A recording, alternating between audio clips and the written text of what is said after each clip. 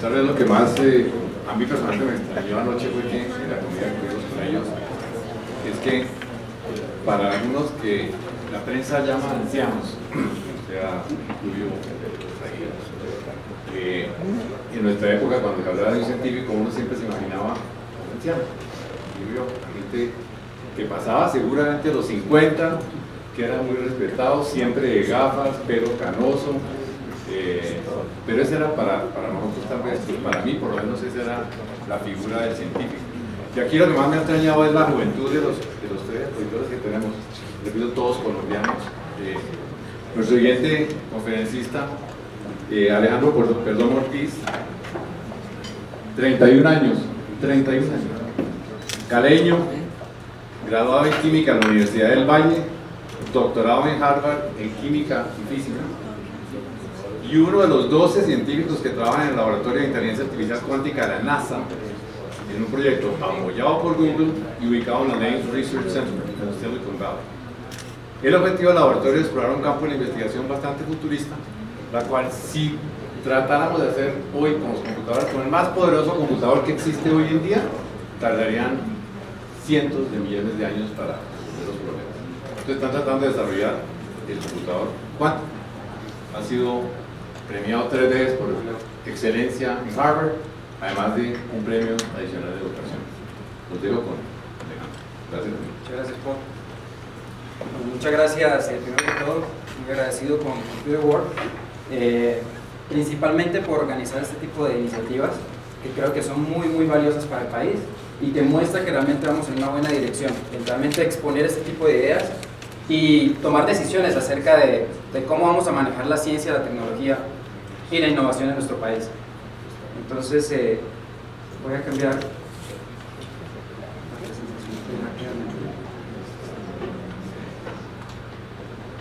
Entonces, bueno, les cuento así en breve, un poco una biografía pequeña. Yo nací y crecí en Cali, caleño de pura cepa.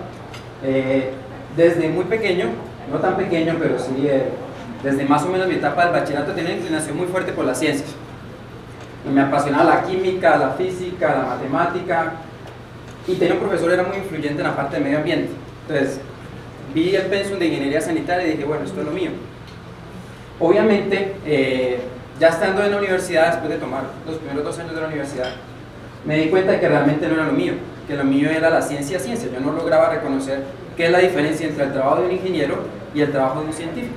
Y yo siempre estaba en búsqueda de tratar de entender cómo funciona el universo y realmente cuál es mi posición acá. Y todas las interrogantes que estaba presentando Jorge Iván es precisamente lo que me llamó a mí a cambiarme de carrera, y la verdad me siento muy contento de haberlo hecho y haberme pasado a química. Y recuerdo mucho a mi mamá me decía, usted se va a pasar a química, pero usted va a ser ingeniero porque ya lleva 2 años, ocupa el primer lugar en la universidad, ¿cómo se va a cambiar de ingeniería? Y yo le dije, no, o sea, lo mío es la química. Y bueno, al menos me interesa mucho la bioquímica, precisamente por las preguntas del origen de la vida. Yo quería saber para qué estaba acá, era parte de lo que yo quería hacer. Entonces, bueno, ya la historia es muy larga, pero después de eso, antes de terminar mi pregrado, hice varias pasantías en Estados Unidos. Tuve la fortuna de tener muy buenos mentores, personas que me dijeron, estudie inglés y prepare sus exámenes para que se prepare para entrar a un doctorado. Y así fue, o sea, hice pasantías en la Universidad de Clemson, en la Universidad de Florida, hicimos un proyecto en Georgia Tech. Esas pasantías en total fueron alrededor de 2 años. Después apliqué al doctorado en la Universidad de Harvard y aceptaron el programa de química física. En ese año aceptaron 6 personas de todo el mundo y la universidad cubre absolutamente todo. Entonces ese mensaje también de que realmente sí se puede, porque yo desde que estaba en la universidad trabajaba para comprar mis almuerzos, daba clases particulares, trabajaba tomaba mi curso de inglés en la noche. Entonces realmente sí se puede, y se puede realmente con lo que tenemos en Colombia. Se puede llegar a un doctorado en una universidad que uno quiera, no necesariamente tiene que ser Harvard, pero donde uno se vea realmente haciendo sus estudios. Y bueno, después de mi estancia en Harvard, que fueron 6 años de la maestría y el doctorado, terminé en una posición, tuve la fortuna que abrieron una posición en NASA Ames Research Center, que es donde me encuentro en este momento. Esta posición de hecho fue muy como fortuita, porque lo que les voy a presentar hoy es un proyecto que realmente es muy nuevo.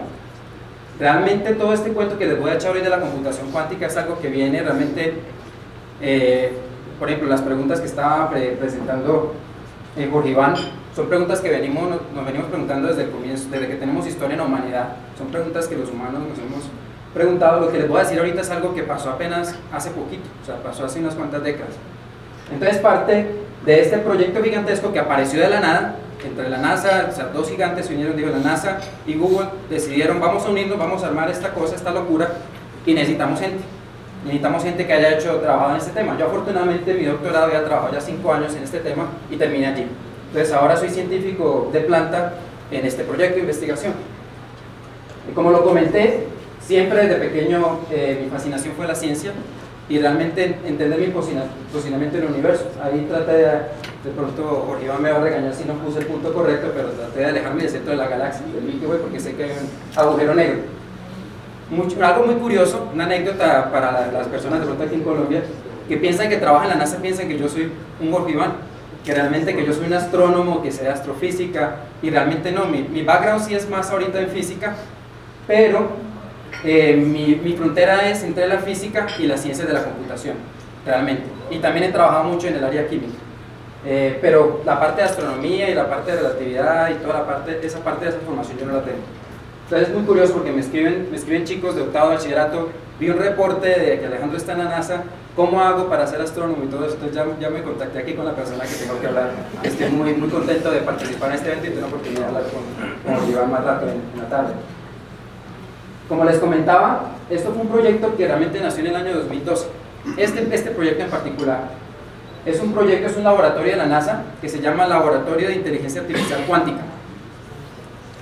Al originarse este laboratorio, como lo mencionó Paul, fue un laboratorio con apenas 12 personas. 7 personas eran de la NASA, 5 científicos eran de Google. Y el objetivo, como lo mencionó Paul, es explorar la posibilidad, nótese que es algo que está en etapa de exploración, explorar la posibilidad de utilizar un nuevo paradigma de computación, que es bastante futurista, pero que ya está pasando, para ver si podemos resolver problemas que los computadores se quedan colgados. Inclusive la NASA tiene, allá esa foto de hecho donde estamos ahí, es en el centro de supercomputadoras de la NASA, que está rankeada en las primeras 20 de todo el mundo. Inclusive con ese poder de cómputo hay problemas que no podemos resolver, no sabemos resolver. Para un ejemplo, el caso del análisis de los datos de Kepler, que es algo que también hemos estudiado un poco con el computador cuántico. Entonces hay muchos problemas computacionales que lo que hace falta es poder de cómputo. Pero también ya sabemos de que así tengamos toda la humanidad trabajando con los computadores, como lo mencionaba Jorge Iván, así tengamos toda la humanidad conectada y trabajando en esos problemas, nos tomaría la edad del universo en resolver esos problemas porque simplemente son muy difíciles. Allí es precisamente donde estos computadores cuánticos que se ven medio locos y que realmente Google y la NASA le están apostando es donde pueden realmente tener un chance de ayudar un empujoncito en la humanidad y realmente ver cómo entendemos problemas que hasta ahora no tenemos ni la posibilidad de explorar. Entonces ahí estamos nosotros y pues me siento muy afortunado de ser bueno, soy el único colombiano allí, pero es un grupo muy diverso cuando comenzamos. Éramos 11 nacionalidades diferentes, como pueden ver acá, o sea, desde Irán, chinos, holandeses, el director de ingeniería de Google está metido también fuertemente trabajando en este proyecto y que es la misma persona, de hecho, que está muy involucrada con el Google Glass, es la misma persona, o sea, nosotros tenemos reuniones con ellos frecuentemente y es un ambiente muy dinámico y un ambiente muy retador, en el sentido de que tenemos un proyecto adelante, tenemos que mostrar que funciona o no funciona y es nuestra responsabilidad realmente impulsar esta iniciativa. Y ahí estamos, en esa vaca loca que estamos metidos. Ahora ya somos ya somos alrededor de 20 en total, ya van 2 años del proyecto, somos alrededor de 12 científicos en la NASA, yo dirijo ya algunos estudiantes también que trabajan bajo mi supervisión y el grupo de Google también ha crecido. De hecho es chistoso ver la transición cuando organizábamos reuniones, eran 20 personas, cuando hacíamos workshops para realmente reunir toda la gente que trabajaba en el campo eran 20, ahorita son reuniones de 200 personas fácilmente. Entonces ya ha crecido mucho el interés y entonces ahí vamos, ahí va la cosa y es parte de lo que les quería compartir en el día de hoy. Este es más o menos la charla va a ser bastante variada, pero ahí perdonarán si mi comunicación es muy buena, la trasnochada, realmente no dormí 1 hora anoche, pero quería la primera charla que doy sin una sola ecuación en mis 12 años o más que he dado, que tengo recuerdos de dar charlas. Es la primera charla que no utilizo ni una sola ecuación, entonces espero que al menos es la primera vez que lo hago, y simplemente quiero que se lleven un mensaje de esta charla. Bueno, varios mensajes. Primero, que conozcan de este proyecto, que este proyecto, inclusive para la gente en Estados Unidos, seguro es nuevo, lleva 2 años corriendo. Entonces, tienen la fortuna ustedes de darse cuenta también de qué está pasando afuera y cómo estamos en la actualidad en este tema. Segundo, que aprendan un poquito de esto de la cuántica, ¿no? Que cuando uno lee revistas, hasta de metafísica, o sea, es una cosa que es bastante como que es una palabra sexy, como lo decía Jorge Iván, pero que realmente no es tan complejo ahora, o sea, realmente es algo que inclusive se puede enseñar de pronto en la primaria, en el bachillerato, y poner en contacto de la cuántica con las personas que no necesariamente han tenido estudios de doctorado ni de maestría. Entonces, mi objetivo, o sea, yo enseñé cuántica en la Universidad de Harvard, pues era asistente del profesor, y realmente es una cuestión de que ahora se le enseña a los estudiantes de pregrado, antes solo se enseñaba a nivel de doctorado, y es algo que va bajando, ¿no? Entonces, ustedes ahora tienen la exposición a la mecánica cuántica y que salgan de aquí diciendo, ah, mira, bueno, esa cosa está muy rara, pero al menos algo me dijeron y sé que existe.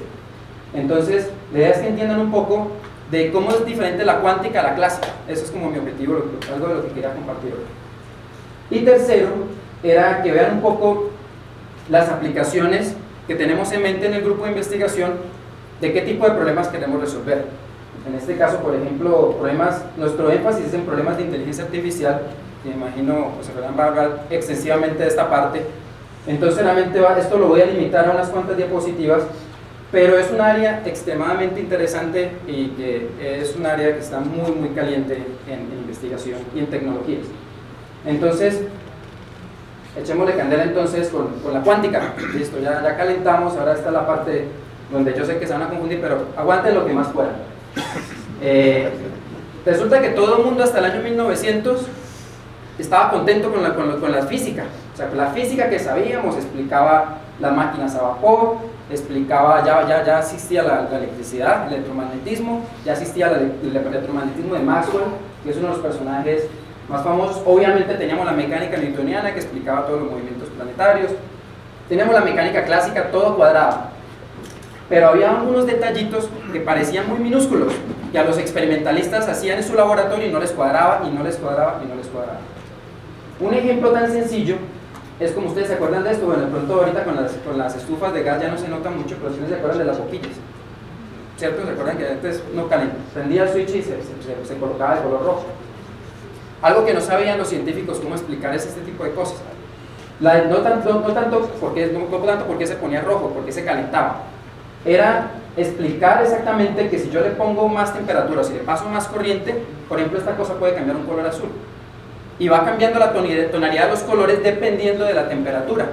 Y resulta que hay un patrón muy, muy típico de esa dependencia de la temperatura con el color. Y eso es algo que nadie sabía cómo explicarlo. Hasta que llegó este señor, que se llama Max Planck. Entonces Max Planck dijo, vea, yo no tengo ni idea lo que estoy haciendo acá, la verdad, porque estoy simplemente proponiendo un modelo. No existía la teoría del átomo, imagínense cómo era difícil. En la teoría del átomo, como la conocemos ahora, nació en los años 1930.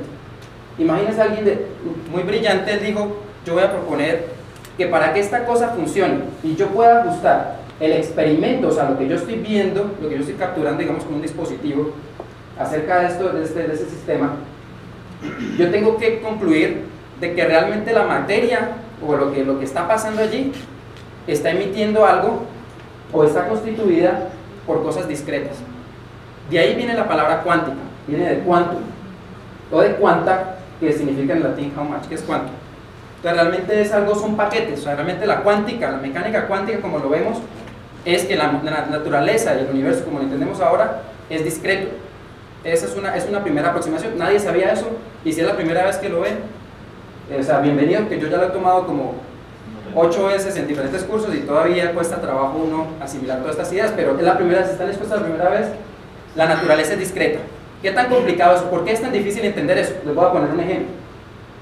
Imagínense que usted tiene una canica y quiere hacerla rodar arriba de una rampa.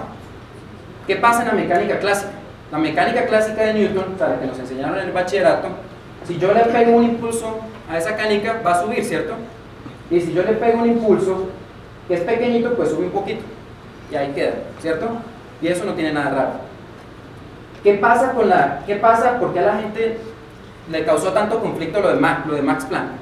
Es algo completamente loco, decía la gente. Porque si usted me dice que esto funciona, implicaría que si yo le pego un empujoncito a esa canica, no va a pasar nada. La canica se va a quedar aquí en abajo, no va a pasar absolutamente nada. La gente decía, eso es imposible, o sea, ¿cómo es que le estoy pegando a la canica y no se mueve? Entonces, la asunción de Planck, miren lo que estoy teniendo acá, es una escalera, es discreto. Realmente lo que decía es Planck, si usted no le da la suficiente energía para que llegue acá, la canica no se mueve. Entonces, ¿qué toca hacer? En mecánica clásica, si usted le da un impulso más grande, idéntico a la energía que tendría que darle para que suba acá, en la cuántica dice, bueno, ahora sí me gusta. Estoy haciendo una transición de un nivel a otro nivel en pasos discretos. Y así me muevo, y así se mueven los electrones en los átomos, por ejemplo. Cuando usted no les pone un láser, prácticamente ellos se excitan discretamente, van de un nivel a otro. No es que se excitan un poquito, no, van de un lado al otro directamente. Entonces eso es algo que para la gente de 1900, sin entender ni que era un átomo ni nada, que este señor venga y les diga que la naturaleza es discreta, cuando uno está acostumbrado a que uno le pega un empujoncito y la cosa funciona, que él venga a decir eso y no funciona, bueno, eso es muy problemático. Si todavía no entienden por qué es tan poco intuitivo ese concepto, se lo explicamos con James Rodríguez. Ese mismo concepto, prácticamente, imagínense que James le va a pegar al balón, y ahí va, y le pega golpe suave, sube la bola fácilmente, ¿no? Realmente, o sea, olvídense de las canicas, de la física, ahí está, el futbolista pegándole va para la montaña. ¿Qué pasa en la cuántica? James le pega, en el mundo cuántico, si James estuviera en un mundo cuántico, la bola es como si hubiera descachado. Prácticamente no se mueve de allí. Yo subí una partícula cuántica, la bola dice no me mueve de acá.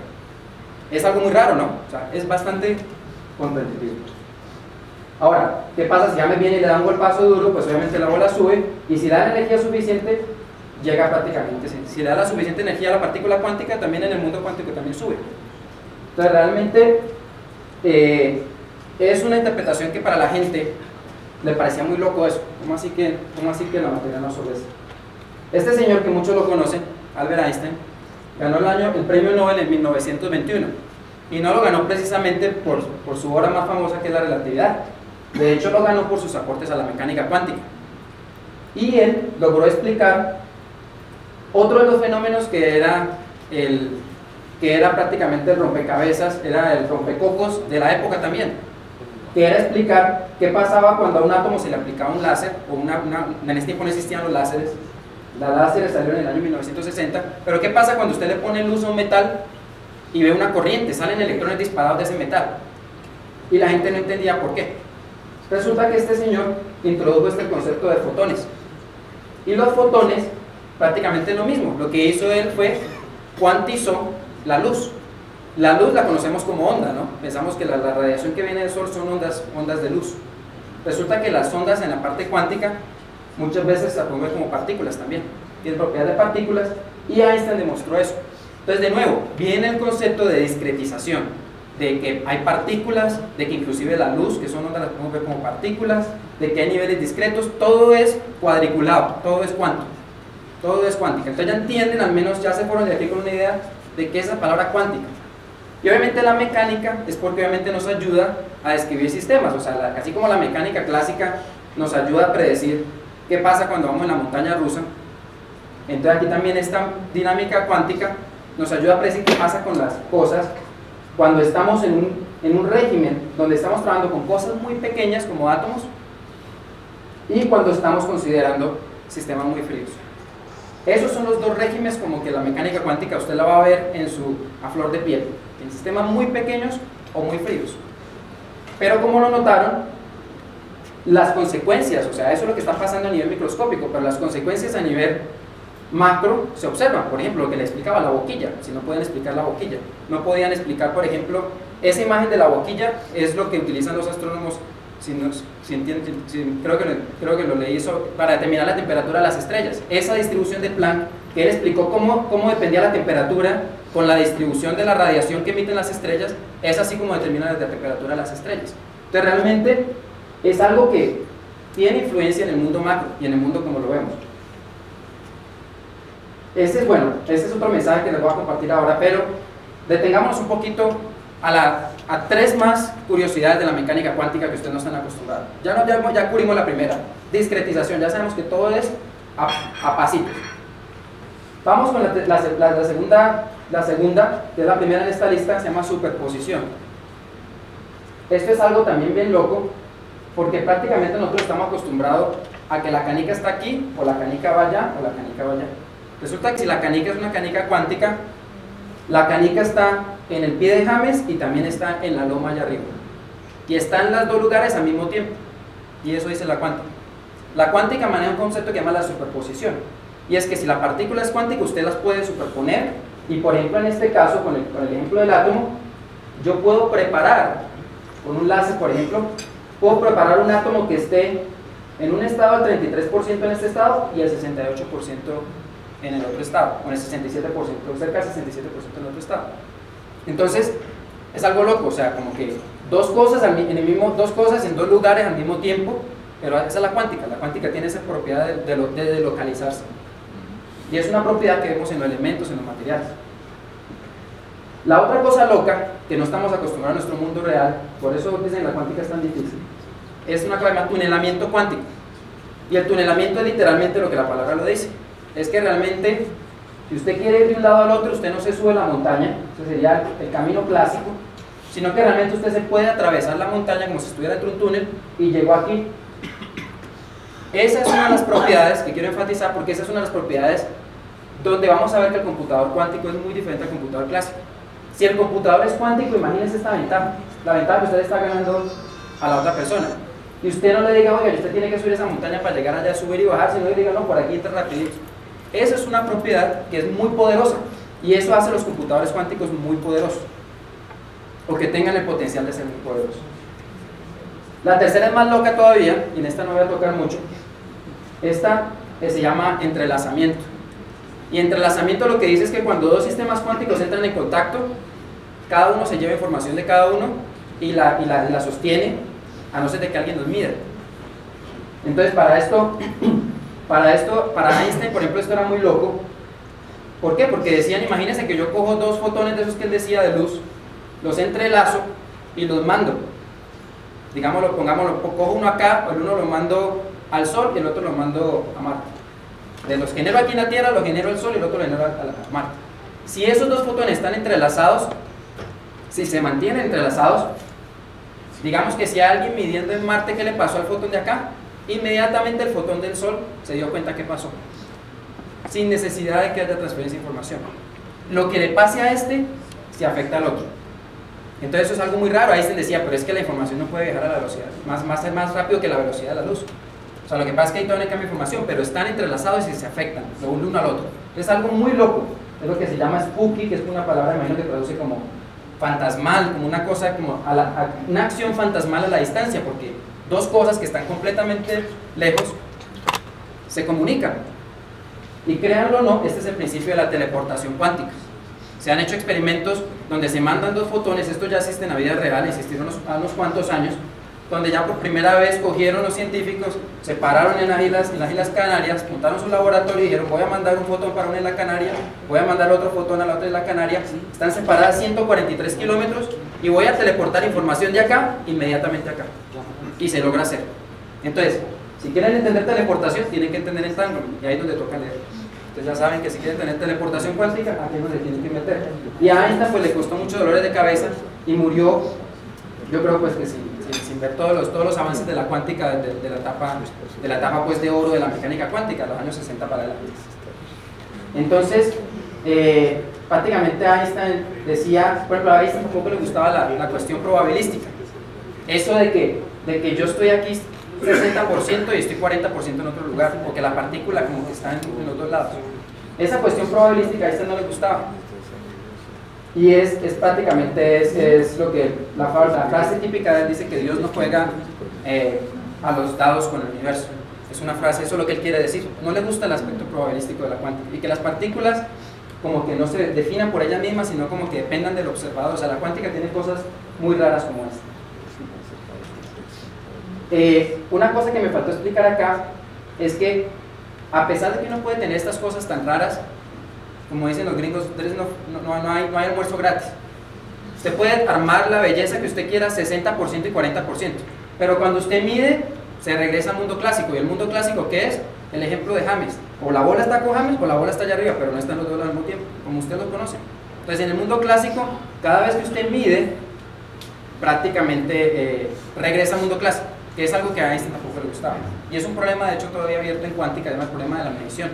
Todo el mundo sabe cómo funciona la cuántica, todo el mundo la aplica, ha sido la base de todas las teorías de los grandes desarrollos tecnológicos desde el siglo XX y seguirá, o sea, yo creo que es la base de muchos de los desarrollos del siglo XXI también, pero realmente hay que tomar la actitud de Feynman. La actitud que todos tomamos es, nosotros sabemos las reglas, las entendemos, las hemos verificado por todo lado sabemos que estas cosas raras funcionan y que es así. No sabemos por qué, pero es así. Y realmente no implica que no sepamos cómo operarla. Sabemos operarla y como van a ver, se construyen computadores cuánticos. Vamos a ver si tengo la siguiente diapositiva. Bueno, exactamente, esta es la diapositiva que quería. Y como lo ven, como origen de la mecánica cuántica, algo que ustedes conocen, lo tengo aquí y seguramente lo tiene la señorita aquí también en las piernas, un computador. Sin la mecánica cuántica no tendría este computador en este momento allí. Porque el transistor realmente, como dispositivo, sin la cuántica, los materiales semiconductores que conocemos en la industria electrónica, la mecánica cuántica es esencial. Esas propiedades discretas que les hablé, esas propiedades de onda son esenciales, o si no, no entendíamos los transistores. Entonces, sin el desarrollo de esa ciencia básica, que es la mecánica cuántica, no existiría esos avances. Y aquí les estoy mencionando algunos que pronto ustedes conocen. Computadores, láseres, que es otra aplicación muy interesante. ¿Por qué? Porque el premio Nobel que ganó esto, de hecho es del Departamento de Física de Harvard, él lo descubrió esto en el año 60, pero él lo hizo simplemente como una curiosidad. Él realmente no tenía en mente ninguna aplicación de para qué iba a servir un láser. A él le interesaba cómo interactuaban los átomos con la luz, y se dio cuenta que cuando un átomo se excita y se desexcita, y hay otro átomo cerquita y también está excitado, lo desexcita igualito y se genera una cadena que prácticamente esta luz roja que está allá, este láser prácticamente genera ese evento de cascadas que le pareció muy interesante. Y dijo, bueno, entonces tiene utilidad. Y yo creo que ustedes han visto láser en todo lado, en la unidad de CD, en operaciones, en instrumentos de topografía, en depilación, toda la parte de los láseres, y eso es algo que salió netamente de la cuántica, y el láser no se puede explicar si no es con la cuántica, con las propiedades atómicas de la mecánica cuántica. Obviamente en la parte de investigación y desarrollo también es esencial la mecánica cuántica, y es, por ejemplo, en la base. Ojo que aquí estoy hablando principalmente, si no tan de diapositivas, estoy hablando de tecnologías, pero primero vino la ciencia, la cuántica dio desarrollo a esto. Este microscopio, por ejemplo, en la parte de diseño de materiales, aquí lo que están viendo es un corral de átomos. O sea, los científicos ahora pueden manipular átomos individuales, algo que no se podía hacer, o sea, hace unas décadas pasadas. Se logra manipular. ¿Y cómo los podemos visualizar? Realmente esto es una foto de lo que está pasando, pero no es una foto como con un microscopio. De hecho, se llama un microscopio de tunelamiento cuántico. Lo que le expliqué ahorita, el tunelamiento, eso es lo que están viendo. Realmente los electrones de la superficie están tunelando a la puntica del microscopio que está probando, y es tunelamiento cuántico. Si no hay tunelamiento cuántico, esto no existiría. Y también, por ejemplo, imágenes en biología. No sé si ustedes han visto estas imágenes súper bonitas de viruses, de células, que realmente, por ejemplo, Anita, pero a la resolución que se tiene, se logra solo por la cuántica. Y estos se llaman microscopios que funcionan con las propiedades de onda de los electrones, por ejemplo, que es algo que la cuántica también revolucionó. Dijo, ¿cómo así que la luz se puede comportar como partícula? La luz era una onda y ahorita me están diciendo que puede comportar como partícula.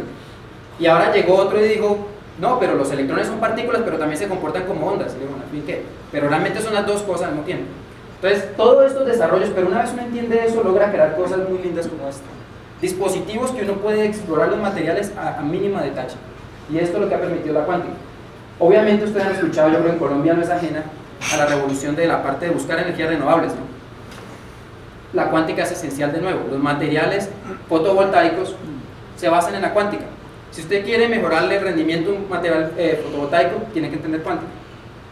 Entonces hay problemas de instalación ahora para reducir los costos, pero en principio también hay ciencia fundamental, hay que entender la cuántica para poder explicar estos fenómenos. Y créanlo o no, el hecho de que ustedes estén respirando en este momento, si no fuera por la cuántica, también de pronto estarían en este momento ahogándose. porque si no es por la cuántica uno no podría explicar la competencia entre el CO, el monóxido de carbono y el oxígeno, y hay efectos cuánticos que ayudan que las moléculas que capturan el oxígeno tengan una afinidad más por el oxígeno que por el CO, o si no nos estaríamos en este momento todos asfixiando. Entonces, todos esos detalles de entender la naturaleza y cómo funcionamos nosotros mismos, realmente implica la cuántica. Y la última aplicación, obviamente, que es el siguiente tema de la charla, es obviamente los computadores cuánticos, que si no fuera por la cuántica no existirían los computadores cuánticos. Entonces, ¿cómo vamos de tiempo? Bien, muy bien. ¿Cuánto falta? 15, 20. Bueno, listo. Entonces, bueno, resumen hasta ahora. Les quedó, ya al menos tienen una idea de qué pasa con la cuántica. Ya saben que hay discretización, cosa rara, ¿cierto? La naturaleza es discreta. Superposiciones, probabilidades, o sea, el mundo ya no es determinista como... Si hay cierto grado de determinismo, porque nosotros podemos diseñar materiales y podemos ver qué propiedad va a tener el material. O sea, hay determinismo en que lo conocemos, pero la cuántica intrínsecamente es probabilista. O sea, cuando usted mide, no siempre le va a salir el mismo resultado. Eso es probabilidad allí. Vimos también tunelamiento, una propiedad. Usted se puede hacer atajos. Y la última que vimos es entanglement, ¿se acuerdan? Que vimos la parte de poder hacer teleportación. Y es otro componente esencial también de la computación cuántica. Entonces, bueno, hasta ahí vamos. Ya yo creo que esa parte cubierta de cuántica, al menos se van con ideas. Si ya se tiene que ir ahorita porque tiene que correr, ya al menos se llevó la parte de cuántica. Entonces, vamos ahora a la parte de computación cuántica. Este mismo señor, de hecho era un visionario, fue premio Nobel también, se le ocurrió la idea en el año 82, 1982, por primera vez. Digo, ya tenemos la cuántica, hemos trabajado con ellas, Jack Lauer había hecho láseres, ya tenemos la cuántica, ya estamos no solo entendiéndola, sino que ya estamos haciendo dispositivos con ella. Ya existía seguramente el transistor, también ya existía acá. Entonces digo, se me ocurrió algo loco, ¿será que la naturaleza tiene propiedades cuánticas y eso ya lo sabemos, ya lo demostramos? ¿Será que podemos poner la naturaleza a trabajar para nosotros? ¿Podemos poner la naturaleza que haga cálculos para nosotros? Eso es la idea que se le ocurrió a este señor, a Richard Feynman, en el año 1982. Entonces, es algo muy poderoso, que prácticamente dio origen a lo que se llama hoy la computación cuántica, y de hecho Feynman, para los que trabajan en la nanotecnología, fue también el visionario que como que despegó también, fue uno de los pioneros de esta línea de nanotecnología. Es tratar de llevar todo a la escala más y más pequeña, donde la cuántica es donde domina. Entonces, bueno, en el mundo clásico, para que conozcamos un poquito de la idea de Feynman y de los computadores cuánticos, comenzamos con la parte clásica. Ustedes saben, por ejemplo, que los computadores ahora, las tarjetas, las motherboard, las tarjetas de... ¿cómo se llaman?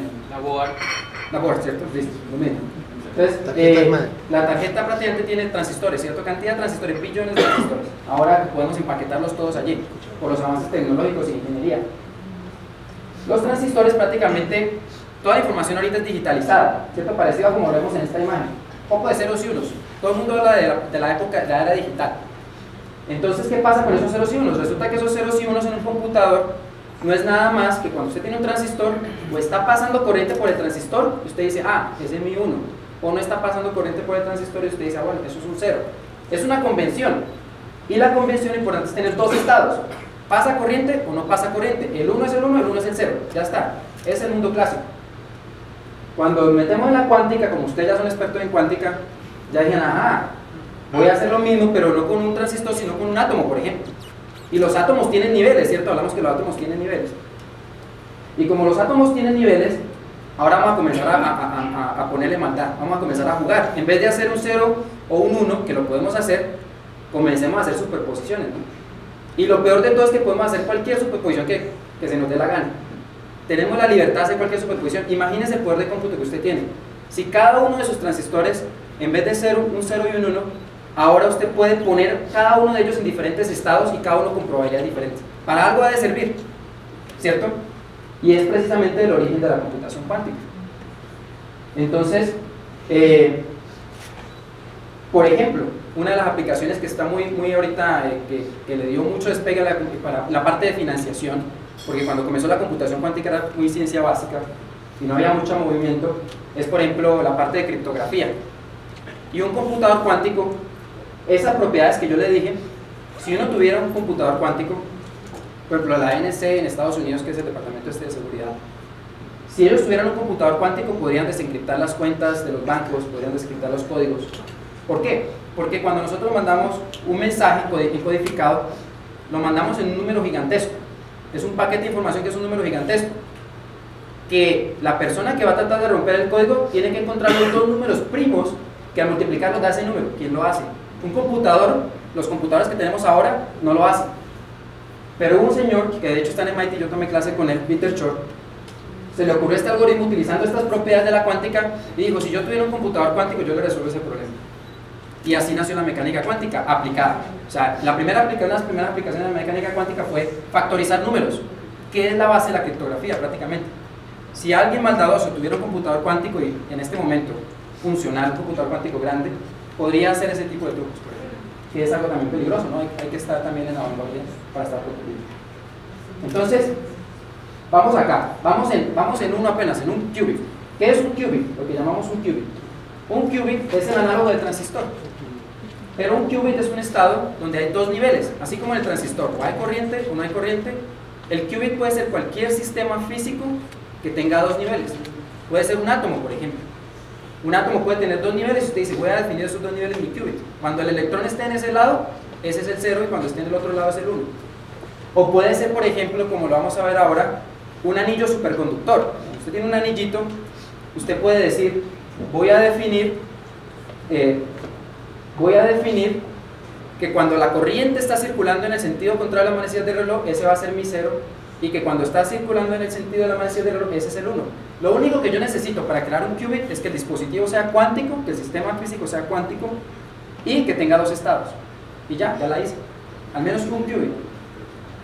¿Cuál es el poder de cómputo? Como les mencionaba, si tengo 3 qubits, o si tengo 3 bits, inclusive en un transistor, ustedes saben que ustedes pueden generar 2 a la 3, que es 8 posibles configuraciones de ceros y unos. El poder de cómputo escala como 2 a la n. Si tengo n transistores, el número de una memoria, el número de posibles combinaciones que yo puedo generar es 2 a la n. Entonces, en este ejemplito, si uno tuviera 3 qubits, 3 de estas unidades de 2, podría generar 8. Pero nótese lo poderoso de la cuántica. En la cuántica ustedes saben que hay una regla, yo puedo generar superposición. Y puedo generar superposición de cualquiera de estos señores como yo quiera. Entonces, en el computador clásico, cuando yo leo las corrientes, o leí este, o leí este, o leí este. Si yo estoy trabajando con un computador cuántico, los manipulo a los 8 al mismo tiempo. Y aquí es de pronto, aquí un paréntesis para la gente que ha leído como de ciencia ficción, o no ciencia ficción, pero fundamentos de la mecánica cuántica y que han leído de que la cuántica, nosotros vivimos en diferentes universos, en multiversos. Esto es lo que el paciente quiere decir, o sea que uno prácticamente hay una diferente realización y uno manipula en diferentes realizaciones del sistema. Entonces es como la idea de los diferentes universos al mismo tiempo y coexistiendo. Es esta parte, la superposición y todas estas ideas que ya van entendiendo un poco. Como lo mencionaba, si ustedes tienen 3 qubits, le genera 8 configuraciones, ¿no? 2 a la 3. Si tuviesen 509 qubits, y van a ver por qué puse ese numerito, tienen 10 a la 153. O sea, eso es un 1 y 153 ceros. Se estima más o menos, de pronto, Jorge tiene una mejor estimación de que la cantidad de átomos que existe en el universo es alrededor de 10 a la 82. O sea, multiplique 10 a la 82 por 10 a la 82 y le da este numerito. Esa es la cantidad de estados que en un computador cuántico con 509 qubits usted puede manipular al mismo tiempo. 10 a la 82 veces más que los átomos en el universo. Entonces es una cantidad de información impresionante que uno puede manipular al mismo tiempo. Y ahí es donde está, ahí es donde llega Google y llega la NASA y dice, bueno, vamos a ver cómo podemos hacerle, qué hacemos con esta cosa. Como lo mencionaba, hay una característica. No todo viene gratis y realmente trabajamos siempre en regiones donde sea muy pequeño o muy frías. Entonces, ejemplos de computadores cuánticos, hay ya muchos. Solo uno comercial, que es este de acá, que es el D-Wave, que es el que se le vendió a Google y la NASA y el USA. Pero hay diferentes plataformas, o sea, como le decía, lo único que usted necesita es un sistema que tenga 2 niveles y que los pueda acoplar entre ellos y genera un computadorcito. ¿Cuál computador es mejor que el otro? Obviamente eso depende del sistema que usted esté trabajando y cuál sea más complicado manipular tecnológicamente, ¿no? O sea, es un reto tecnológico ponerlos a hablar a ellos, a esos sistemas cuánticos. No es fácil, no es nada fácil. Tanto así que las carreras de todos estos equipos van en los órdenes de 10 qubits, docenas de qubits que los pueden manipular. Y D-Wave, que es esta compañía canadiense que se metió en el mercado hace ya 14 años, recibió fondos como una startup hace 14 años y sigue recibiendo fondos hace 14 años, desde hace 14 años, y no tiene el primer resultado realmente significativo y sigue recibiendo fondos. Entonces ahí va, o sea, es una lección que hay que aprender, que realmente hay que apostar a estos proyectos a largo plazo. Ahí va la cosa. Entonces este es precisamente el enfoque del resto de la charla. Entonces bueno, como ya se me va a acabar el tiempo, me dijeron que me quedan 5 minutos, vamos corriendo un poco. Este es el overview del laboratorio, como les decía. Estos son los primeros integrantes del grupo de nosotros. El grupo realmente es una colaboración, es un proyecto de colaboración entre la NASA, Google y esta entidad que se llama USRA, que es la Asociación de Universidades para la Exploración para la Investigación Espacial. Es un consorcio de universidades. Y ellos dijeron, bueno, yo pongo la parte administrativa, Google dice yo pongo la práctica y pongo científicos, y la NASA dice también contratemos gente, allá hay gente que sabe de cuántica, trabajemos juntos. Y así se montó este grupo, el laboratorio. Esto es otra enseñanza también que quería aquí enfatizar en este foro, y es, por ejemplo, inclusive la NASA, que es algo del gobierno, que es algo que realmente tiene que mantener información muy restringida, crea estos canales para poder hacer colaboraciones. Ya realmente es mandatorio, es obligatorio, o no, realmente si uno quiere sobrevivir en el sistema tiene que hacer colaboraciones. Y es importantísimo trabajar con gente de otras áreas. Y esto es lo que hace NASA y Google. Dice, bueno, creemos un documento legal para que el gobierno nos deje trabajar con entidades de afuera. Y miren lo que dice acá.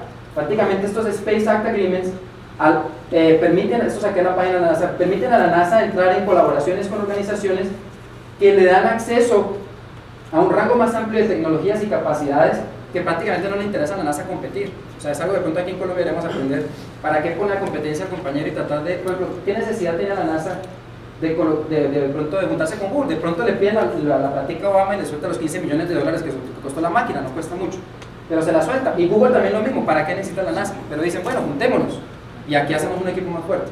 Entonces es cuestión de trabajar, de aprender a trabajar en equipo. Bueno, movámonos aquí rápidamente al computador cuántico.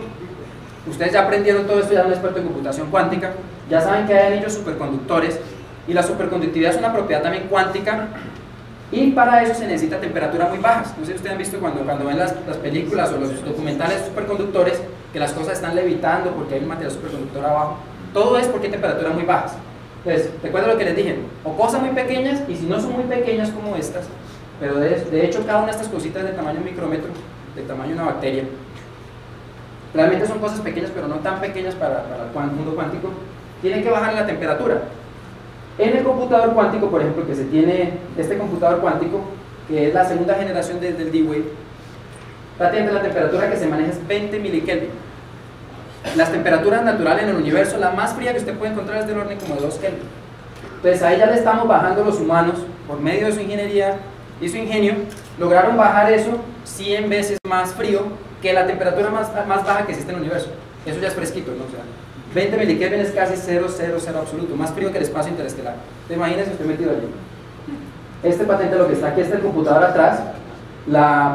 Ahí estoy parado patente para dar un sentido de las dimensiones. Es de 3 metros por 3 metros por 3 metros. Es una caja gigantesca que el fin realmente es aislar campos electromagnéticos, aislar cualquier interferencia. Algo que no mencioné es que la cuántica es muy delicada.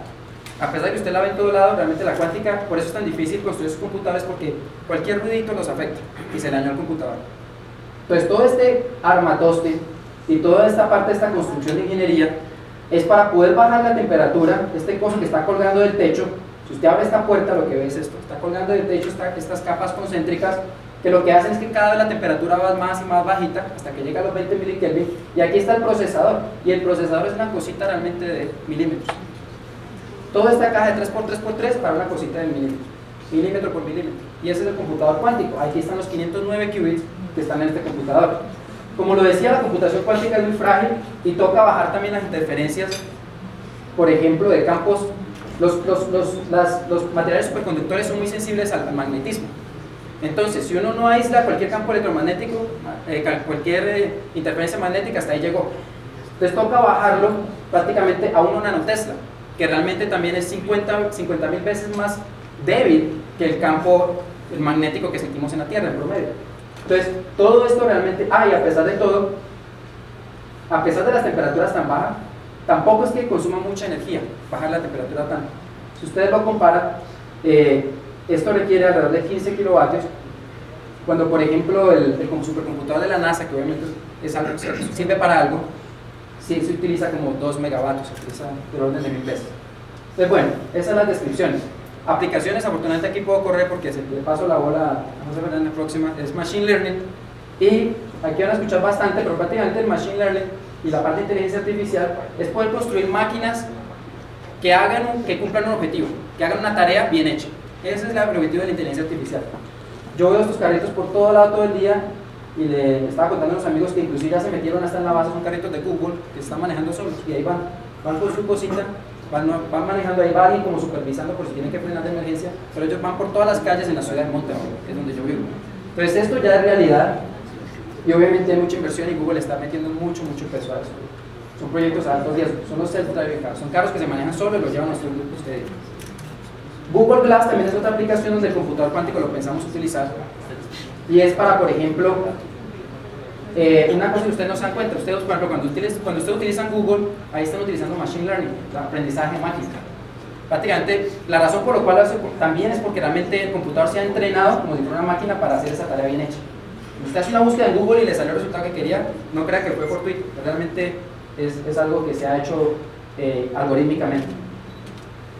Bueno, vamos a mover más rápido y aquí les doy un panorama, ya casi cerrando, voy a dar un panorama de los diferentes problemas que estamos interesados en tipo NASA. O sea, Google está interesado en Google Glass. El Google Glass, por ejemplo, tiene un sensorcito que detecta, bueno, la nueva generación, la que está trabajando el director de ingeniería, que ya lo he visto que está hablando por ahí de eso, entonces yo creo que puedo hablar seguramente de esto, que usted pica el ojo y toma la foto. Entonces, es un nuevo feature, es una nueva característica de este sensor, pero resulta que para entrenar usted un sensor, imagínese cómo le hace usted para enseñarle a un sensor de que cuando pique el ojo tome la foto y que cuando esté parpadeando no tome la foto. Entonces, o sea, es una cosa que realmente, y que quiere hacerlo para que el sensor consuma la mínima energía para que la batería le dure. O sea, es un problema de optimización. Son problemas donde usted trata de minimizar y exprimir lo que más puede, lo que hace el iPhone y lo que hacen todas las compañías de teléfonos. Trata de poner lo que más pueda en un espacio muy pequeño.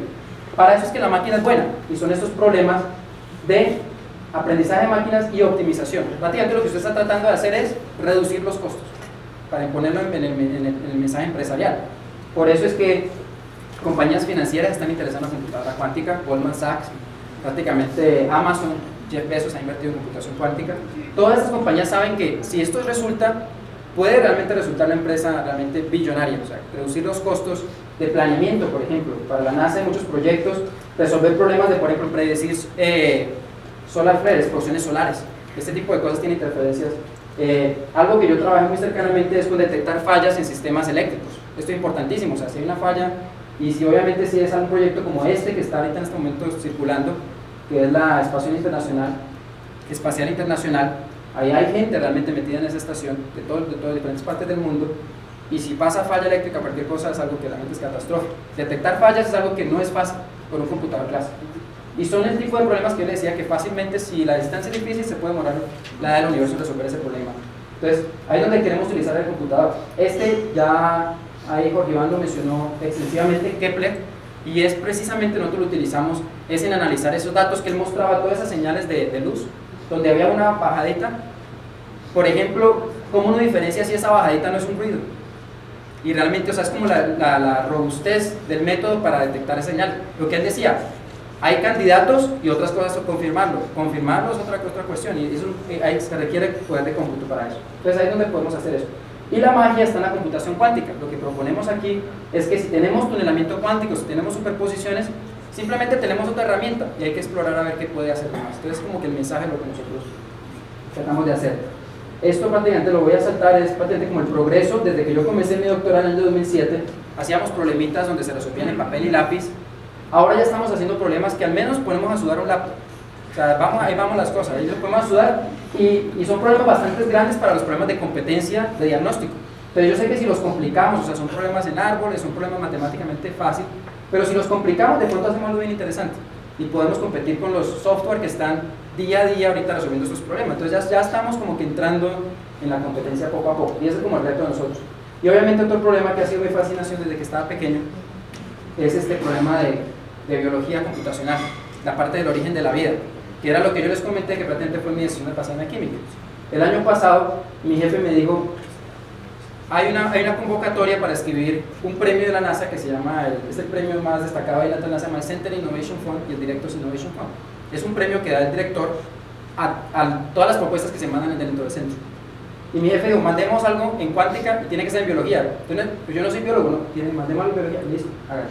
Entonces me acordé de esto y comencé a buscar y buscar y buscar, y resulta que muchos de los problemas con los que lidia Jorge Iván, estos problemas interesantes acerca de reacciones químicas y cómo se originó la vida, son problemas muy complejos computacionalmente también, y ahí es donde entro yo, porque dije, ajá, si aquí es problema difícil computacional, ahí tengo espacio.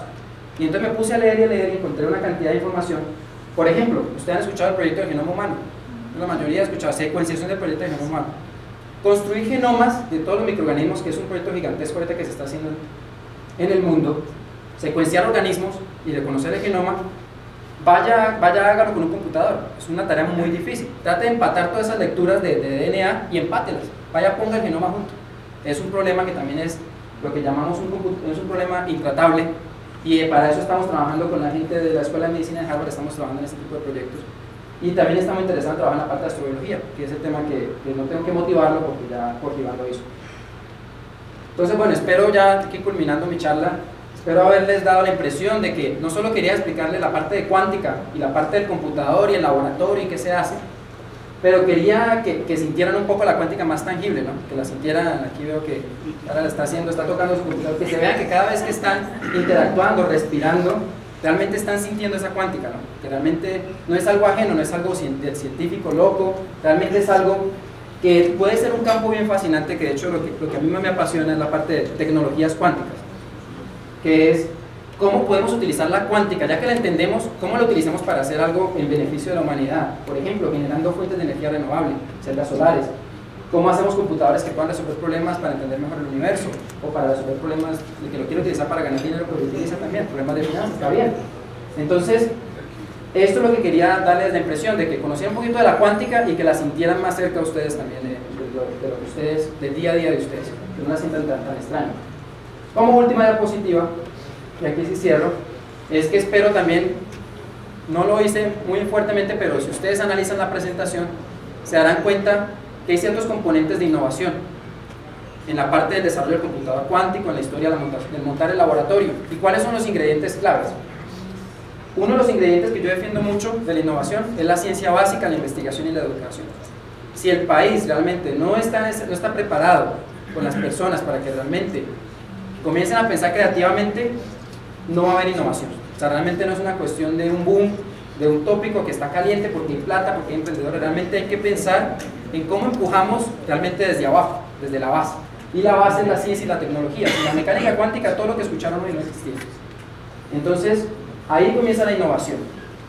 Por ejemplo, y no lo digo yo, realmente lo dice Joseph Elgerberger, que es uno de los padres de la robótica. Se necesitan 3 ingredientes. La necesidad. En Colombia, ahí estamos vivos. Ahí no hay problema. Necesidad, hay por montones, ahí no hay problema. Pero el segundo y el tercero, ahí es donde realmente necesitamos meterle bastante fuerza, que es la parte de tener personas que realmente estén preparadas, competentes, o sea, que realmente tengan la tecnología requerida y que tengan los espacios para desarrollar su trabajo, que realmente, o sea, que se den becas para los estudiantes, que estén motivados, que tengan sus espacios de investigación, para que comiencen a jugar y de ahí sale algo, seguro que de ahí sale algo. Si no, pregúntele al premio Nobel Glauber que desarrolló el láser allí y ahí salió algo interesante sale. Y la fuente de financiación, también obviamente es importante. En esa fuente de financiación, creo que la parte de toca invertir, quería hacer un comentario, y es que no solo es compromiso del gobierno, o sea, porque la verdad no se cansa de decirle al gobierno, tiene que subir el PIB, tiene que subir investigación en ciencia, y ahí se quedan las cosas.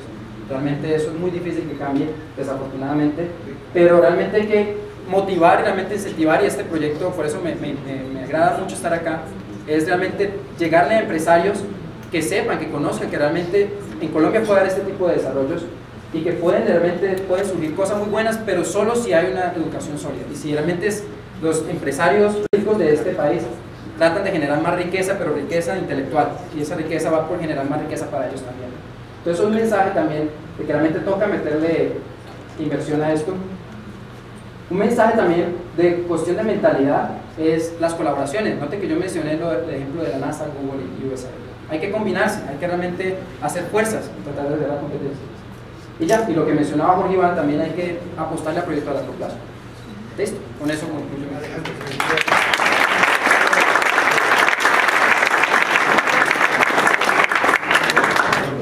Bueno, les agradezco mucho. Antes de que hagamos el break, tenemos tiempo para una o dos preguntitas nomás.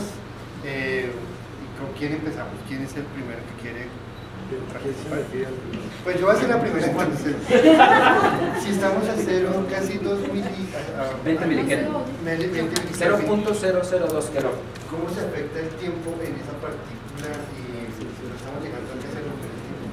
No creo que afecte, el tiempo como tal no tiene nada que ver con la temperatura. Respecto a relativa, pero creo que no. A altas temperaturas. A bajas temperaturas. Sí. A bajas temperaturas, no, altas temperaturas. Listo, esa es la primera. Bueno, no, yo quería era como puntualizar un comentario, el último comentario que hiciste sobre la parte financiera. No hacemos sino pedirle al gobierno, pero la empresa privada. Micrófono. Micrófono. Toca gritar. ¿Aló? La misma cosa. Tenemos otra vez el mismo problema. Bueno, no, era simplemente puntualizar que esperamos mucho del gobierno, siempre le pedimos al gobierno, pero la empresa privada tiende a mantenerse al margen si no ve una rentabilidad segura. Y en esto de investigación, de ciencia y tecnología, no hay nada seguro. ¿Sí? Sí, pues a largo plazo. Lo de que la energía sea discreta es probable, pero no es seguro. ¿O sí? Que la energía que Sea discreta, es probable, eso dice Juan, pero no es seguro, no hay nada seguro. Tenemos entre nosotros a Hugo Sin, hay algo muy seguro, hay algo muy seguro, que si no le metemos plata nos quedamos atrás. Sí. Eso sí lo único que tenemos que decir. está aquí en representación del TIC, está Hugo Sin, ¿sí? Donde está haciendo grandes esfuerzos precisamente para que, por un lado, el gobierno invierta plata, todo el esfuerzo que se está haciendo a nivel nacional, por ejemplo, con el sistema de regalías y todo eso, ahí vamos, algo se logrará, pero que están luchando fuertemente, presidente, para integrar tanto al Estado como a la academia y a la empresa privada para que sea una realidad la inversión del país en desarrollo de ciencia y tecnología. Nada más una puntualización que una pregunta. Bueno, muchas gracias. Uy, última pregunta. Allá sí es una pregunta.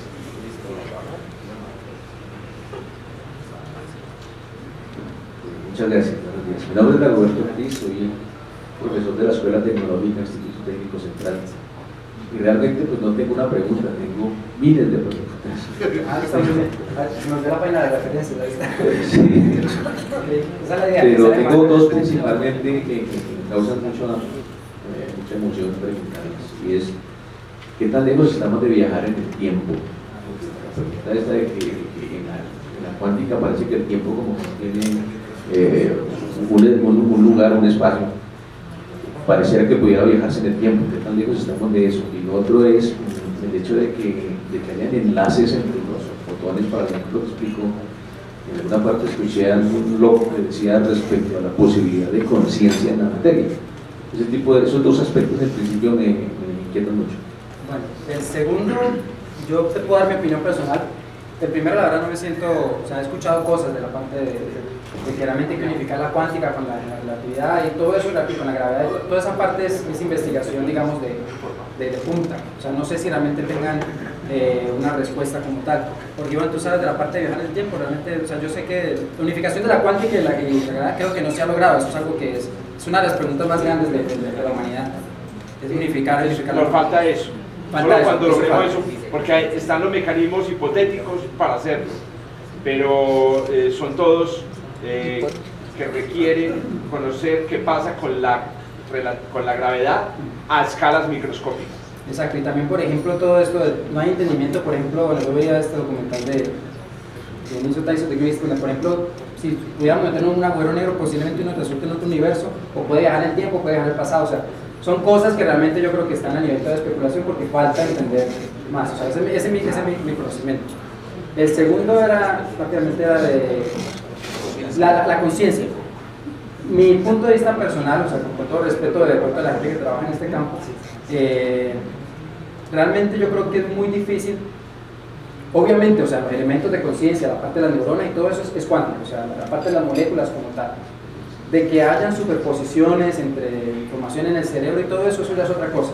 Y por lo que yo les decía ahorita, la mecánica cuántica es muy, muy frágil. Y en estos ambientes, pues porque en el cerebro es como ambientes que son biológicos, es difícil que se generen este tipo de fenómenos.